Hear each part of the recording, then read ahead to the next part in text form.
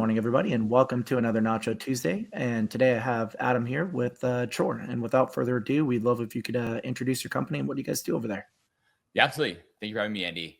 So Chore is back office services for startups. Essentially what that means is we pair a fractional chief of staff with you to go run all of your HR, all of your compliance, all of your finance, and all of your equity work. Essentially all the key things that you need to do as a founder that take a huge amount of time, but it is not your superpower. It is not your core competency. We do that for you.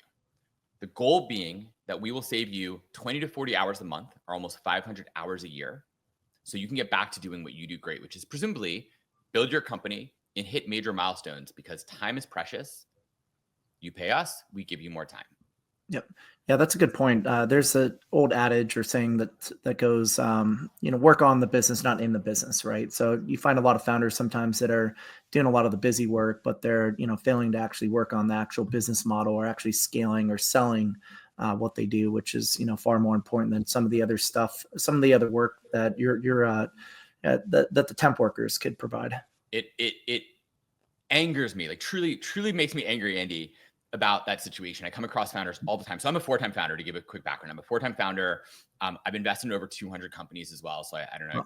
I guess some people define that as like a super angel at this point.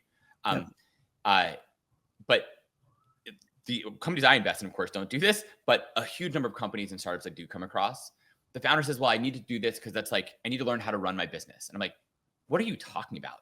Like, literally, do you think Elon Musk cares at all about what payroll system Tesla is running on, or why the state of California is calling them for some random like HR issue? No, he does not care. He cares about getting the next big car out the door or the next rocket out for SpaceX. Like, forget Elon politics for a second, but like, as an entrepreneur, he is someone who is laser focused, and that laser focus enables him to do things that people have trouble even understanding and believing in some cases, but really make a difference in a lot of the companies he's built. That's what every founder should aspire to. Anything that distracts you from your core competency, from your superpower, is chipping away, essentially a tax on your success. Yeah, 100%. I see that too. And, Elon, and other great entrepreneurs really just they get really good at setting the foundation and creating the processes and putting the core fundamentals in place. But then you hire other people to do the work, right? I mean, Elon's not a rocket scientist, right? So he learned a lot about it, right? He went deep in the weeds and said, I'm going to go really understand this and then ask questions from first principles. But I don't think he probably ever spent any time. He probably just said, here are cultural values at SpaceX. I'm going to hire someone to run my HR department, and they can go build everything else. They can make the choices. I'm sure it was like, be frugal, find the best payroll provider, do all these things. Like, the law requires you to have a 401k, get a 401k, et cetera, et cetera, et cetera. I doubt he read any books about HR stuff or compliance or even finance or equity. He just said, he hired someone smart and said, get it done. Don't bother me ever again. And that's what every founder should aspire to reiterate the point. Aspire to be exactly like that. I mean, forget the weird things about Elon, but aspire to be that way. Aspire to be the person who is absolutely, utterly focused.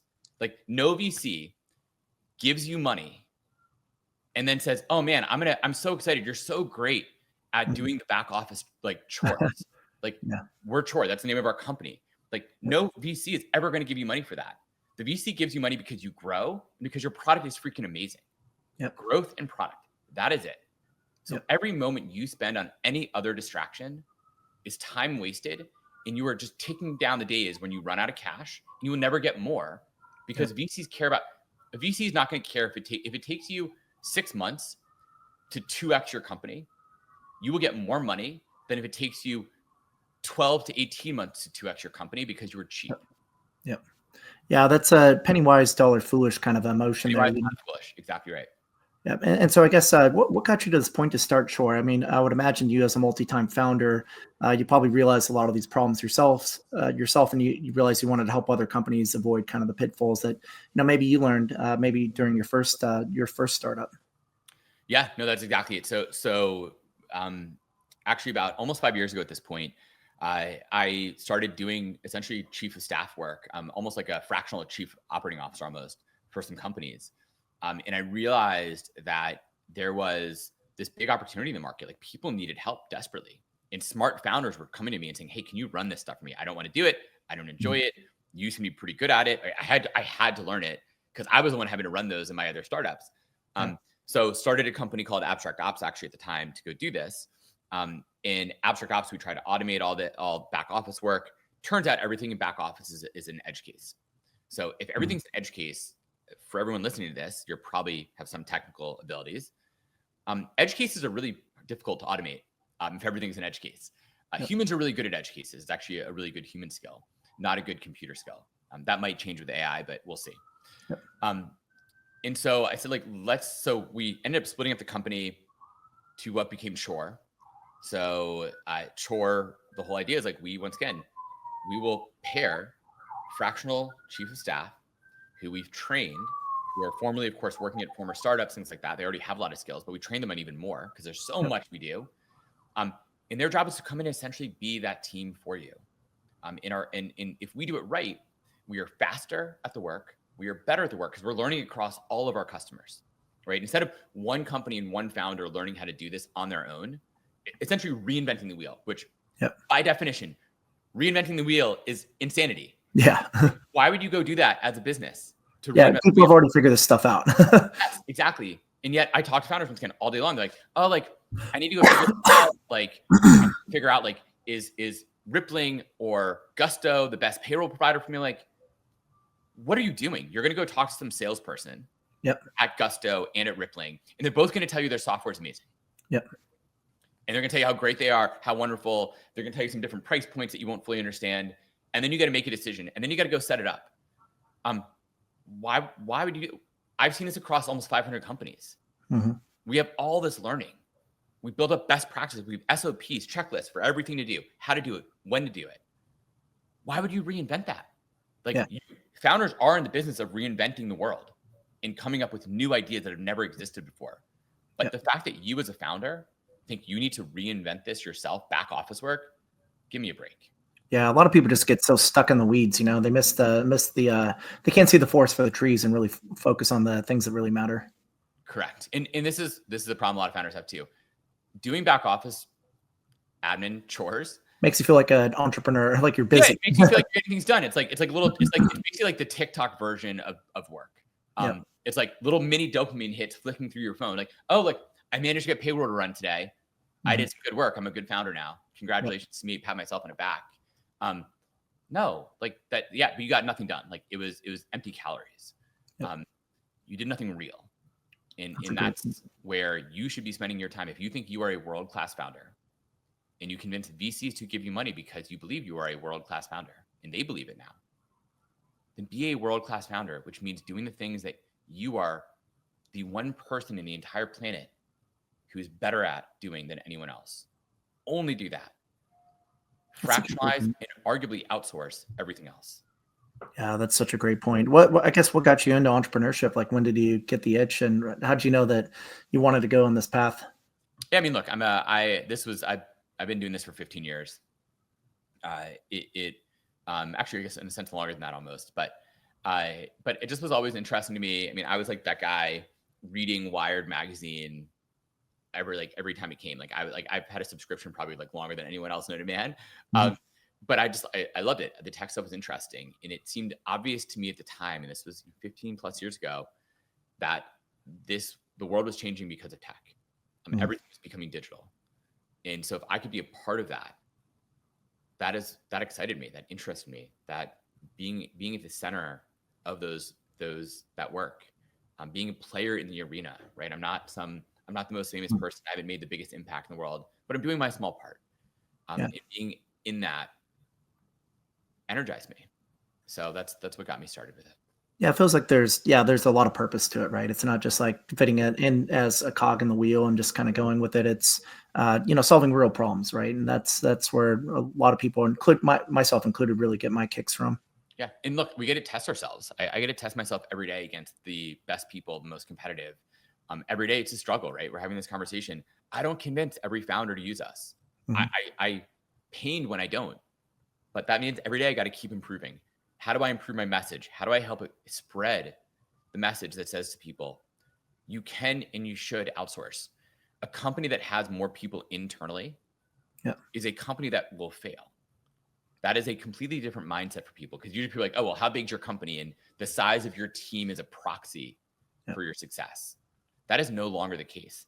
The size of your team is actually inversely correlated with your success.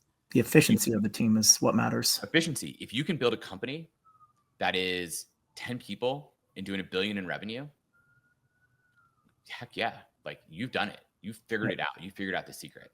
And that secret, that work still needs to be done. The work we do still needs to happen. But that doesn't need to be a full-time person that you manage. Like, give me a break. You're going to recruit, hire, manage, and train someone for a role you don't know how to do. That's the blind leading the blind, number one. And now it's the other person to manage. Like, give me a break.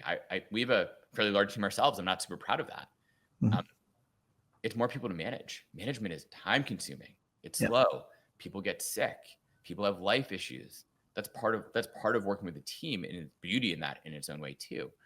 But I don't want, as a founder, if I can outsource something and just say to a vendor, your job is, you promise me you're going to get X done. And if you don't do X, I can fire you. I don't need to manage you.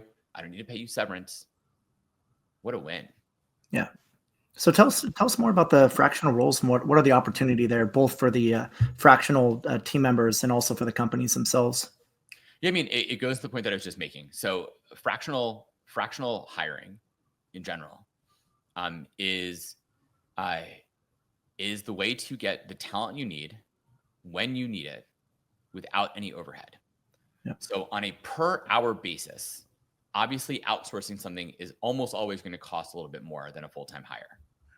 But that presumes something critical. It presumes that you actually have enough work for a full-time hire to be busy all the time, which is actually pretty rare. Like, it is pretty rare to have a full-time hire. Like, you are always busy. I have so much work. You're going to be busy the whole time. If that's the case, God bless, hire someone internally. Good for you. But largely that's not the case. So I'll give you an example. We're building lots of products ourselves, but we need different product managers for the different types of work we're doing. That means we actually have fractional PMs. We have fractional product managers. They come in for a specific product that they know well. They build that for us, and then they go off. So yes, on an hourly basis, I'm paying them more, but I don't need them for 40 hours a week. Right? Like, I don't need that for 4 years even. for years, and equity and all these other things. I don't need that. And I don't have to manage them. I don't have to do one-on-ones. I don't have to go through a whole hiring process. Just say, look, your job is to do this project, get it done. And for a lot of them, they probably like the flexibility too, right? So they can come in, build something really cool, then go on to the next project and so forth. Or maybe they're working on 2 projects at the same time.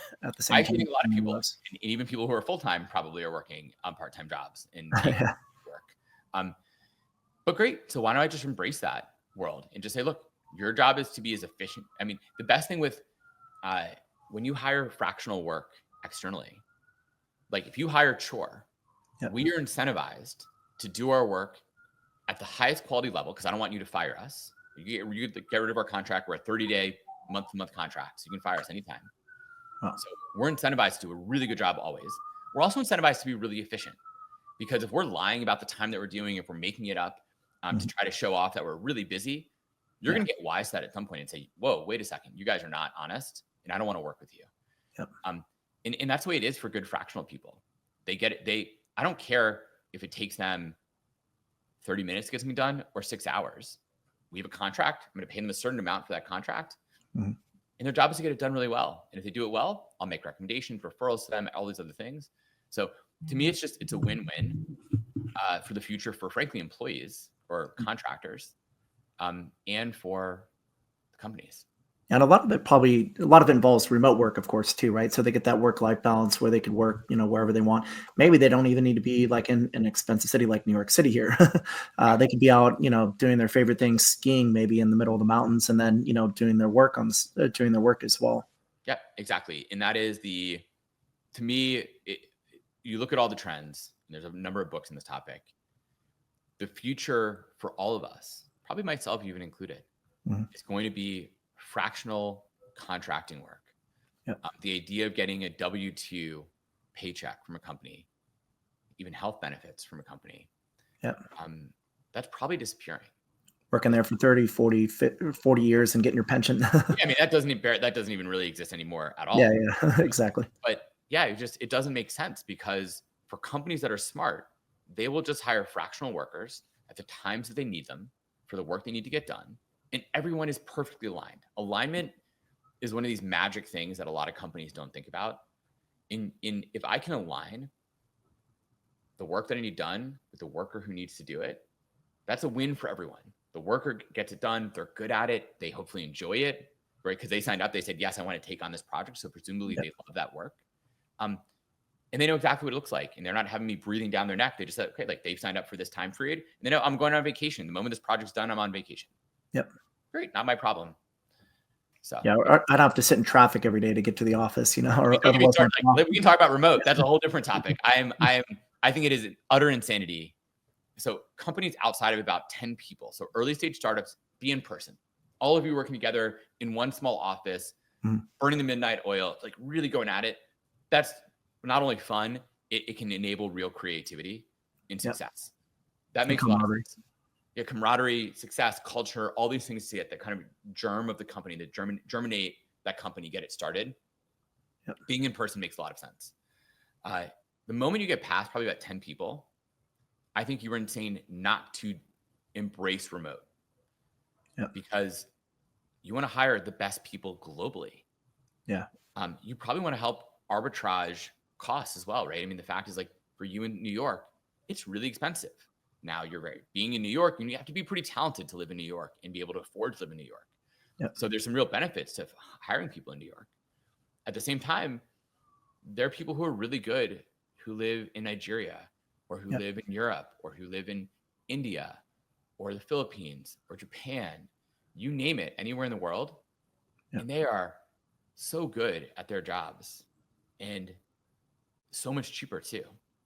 And so as a company, if your goal is efficiency, if your goal is profitability, if your goal is moving quickly, you need to get good at embracing remote and learning how to hire remote team members and manage them properly.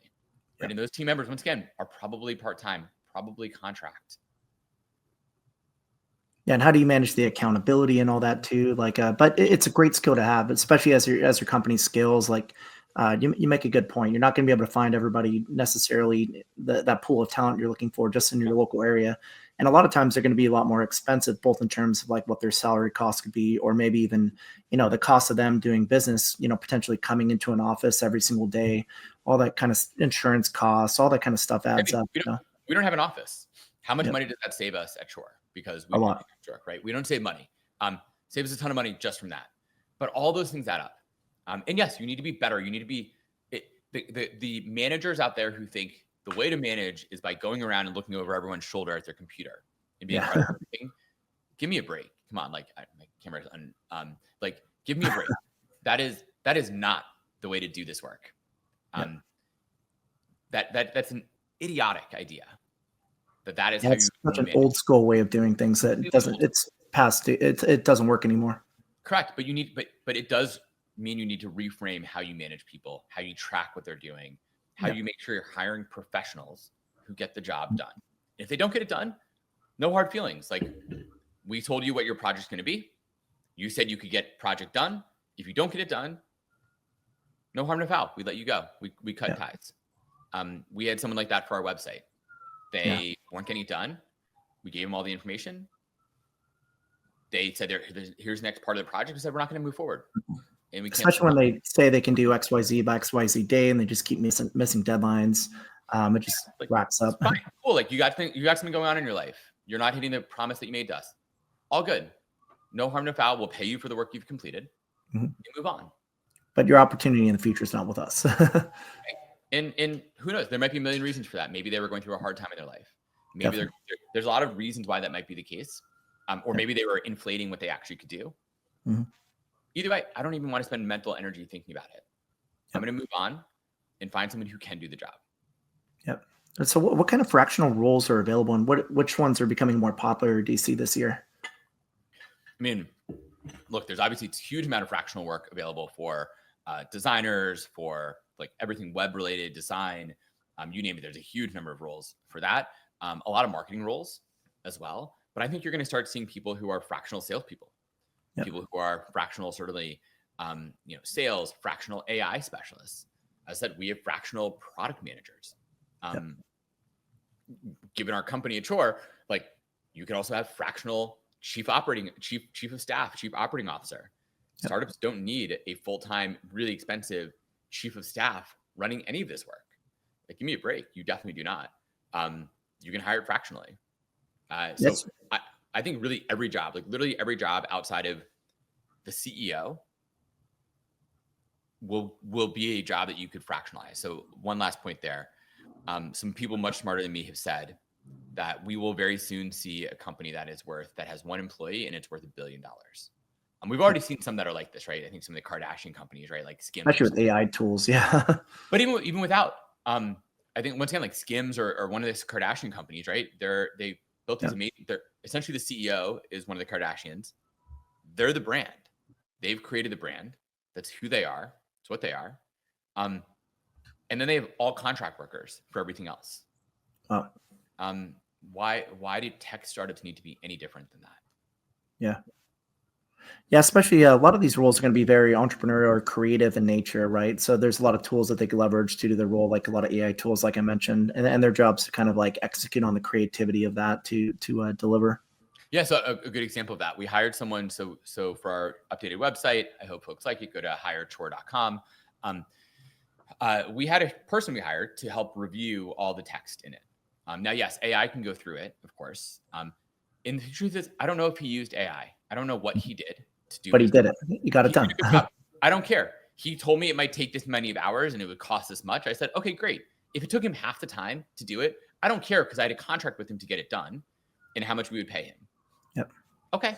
Like whatever tools he used to be successful, I don't know what that is. It's not my specialty. It's not my area of expertise. I don't care as long as he got the job done and did a good job. And he did. And we did incremental steps until we got to the point where, wow, we really trust him. He's really good. That's a great, simple philosophy right there. Yeah. Like, why would I care what tools he's using? He should be the one who's up to date and an expert on all the tools in his field, not me. Mm-hmm. I don't want to know. I just know I know my job is to know what tasks need to get done and know how to interview and hire somebody who can go get that completed and then track them to make sure they're doing it. Yep. Outside of that, hands off. You're the expert on your space. Again, work on the business, not in the business, right? You're not doing the work. You're hiring the right people. You know how to hire the right people, and then you know how to manage them and let them do the work. Yeah. So I'll give a quote. We'll see if this works. I read this in a book last night, so I'll probably mangle it.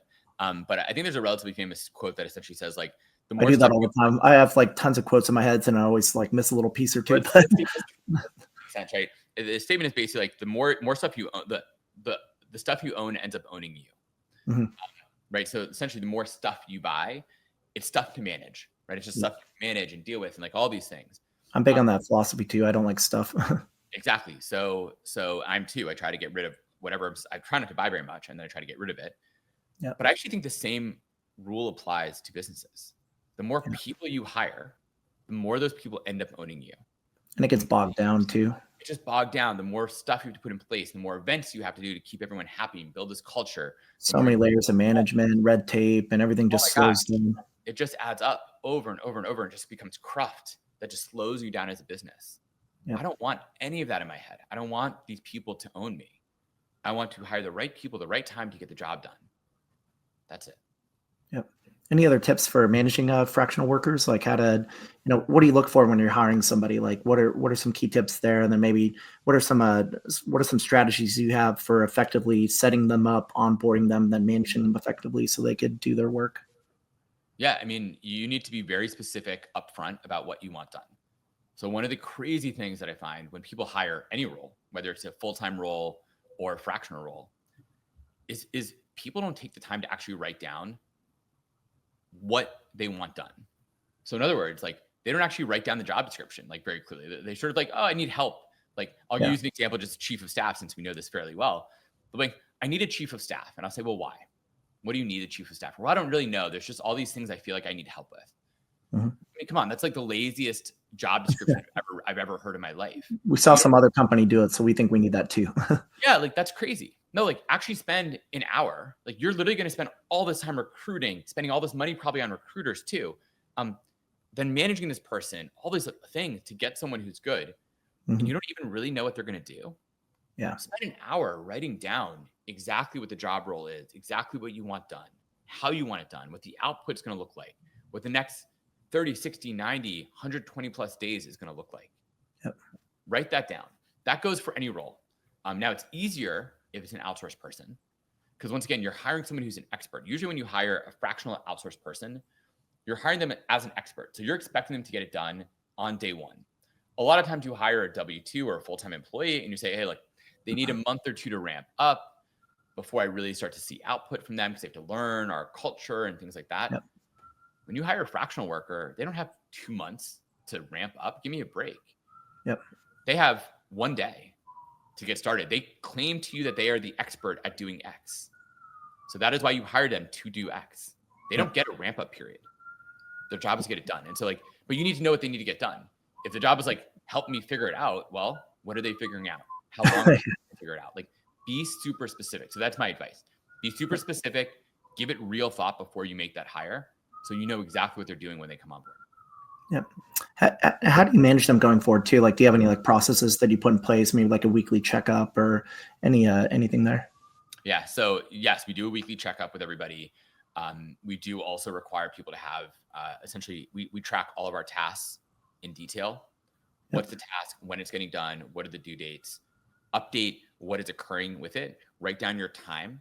So we do have people write down the time they're spending, when they're spending it, what they did with that time. We want people to be pretty explicit. And yes, that takes a little bit more time for them to do that work, but it also leads to transparency and trustworthiness. And we need that to run from my opinion, we need that to run a smart, high quality remote company. Absolutely. So I guess what are some key takeaways that people should take from the interview today? What should they know about Chore, and why should they pick up your guys' services today? You've made a couple great points early on. I'd like to just if you could reiterate those for the audience listening today. Why use Chore? Pretty simple. Back office operations is required to run your business. You need to do all the things that we do to run your business. You should not be doing any of this work yourself. It is not your core competency. It is not your superpower. If it is, then you should be building what we're building. And God bless, let's compete with each other. But if presumably it's not, therefore you should outsource it and fractionalize it. And we're experts at that. That's literally what we built, the processes that we built. That's how we do our job. So that is why you should use us. That's what you should do. And the key takeaway is the future of business is fractionalized, part-time contract workers who you are delegating tasks to because they are experts at doing those tasks. Yeah. That is the future. And it's want to say that is the future. If you are not getting on that bandwagon as a startup, you will fail because you're going to be spending too much time recruiting, hiring, training, managing people who don't need them for full time. They might not work out. 50% of employees don't even work out. You end up letting them go. So why not get someone who's good to do a specific task and then move on? And then if they keep doing a great job, keep hiring them for that job. You don't have to pay them. You don't pay them, fees for when they get sick in vacation days and all these things that are benefits. Once again, it's a win for them as an employee too, as a fractional employee and contractor. They also get to make their own choices. So that's the future. Use us for the back office operations. Don't do it yourself as a founder. Don't hire a full-time person to do this.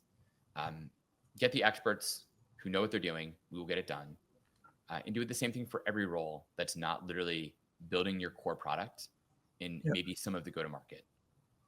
Yeah, that's a great point. Like we mentioned earlier, work on the business, not in the business, right? There's fractional people out there that could do these roles. They're experts in it. Don't waste your time. Don't, waste your cycles trying to relearn something that's already been figured out in the business world decades ago. Don't reinvent the wheel. That is just idiotic. Don't be it's too stupid. It just pains me. Please, founders, you're trying to change the world. Don't reinvent how to do back office operations. Yeah. Sorry, I keep going on this. It's almost like saying you're going to go build your own servers for your company. Yeah. Obviously, most founders, everyone listening to this is why the heck would I do that? There's AWS out there. Mm-hmm. Well, you could if you think your servers are critical to your business and you think you need to understand all the ways your business runs, then why don't you go build your own servers? Of course you're not going to, because AWS is way better at it. Yes, you pay them a slight premium for everything that they provide over building your own, but you're not going to use yours 100% of the time. You don't want to have to hire a whole team to build those, manage them, create them, do the security on them. There's so many nuances to owning servers. The economies of scale, everything. Yeah. Correct. So why is it different for operations? Why is it different for almost any role? To me, it makes no sense. So please don't be stupid. Outsource everything that's not critical. Such a simple truth. Where can people learn more about Chore and pick up your guys' services today? Absolutely. Hirechore.com is our domain name. You can certainly find me at Adam Spector on LinkedIn. I have a lot of content I put up there. I also have a podcast called Entrepreneurial Excellence, which is all about obviously being a fantastic entrepreneur. And certainly on Twitter and all the other social places, but main one, LinkedIn, and our website. Which it sounds like you've been. Well, Adam, thank you so much for coming on today. Really appreciate this interview. It's been a great discussion. We look forward to a continued partnership with you guys. Very excited to work with you guys, and don't want to let you miss your flight. Hopefully you have a safe flight. And thanks again for coming on today. Thanks so much, Andy. I really appreciate it. You too, buddy. Take care.